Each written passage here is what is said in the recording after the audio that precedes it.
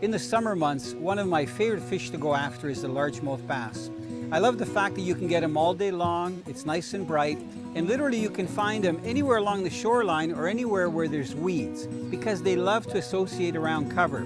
Now, while most of the time fishermen will target largemouth that are laying right in the weeds, I love to go after bass that move onto a weed edge or that come out from the weed bed where I can target them with a crankbait.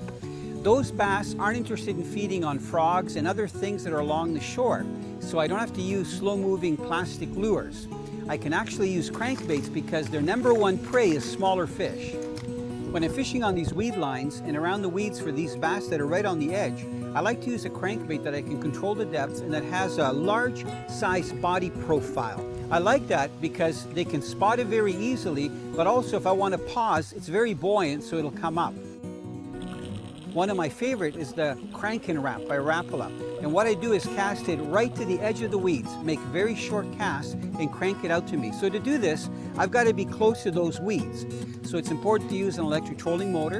And I find that even if you're fishing in nasty weather, those fish will actually come out of the weeds a lot easier. So I'll either use a steady retrieve and fish my crankbait along the edge, but if I get to where there's a clump of weeds, I'll let it rise to the surface and then keep cranking again.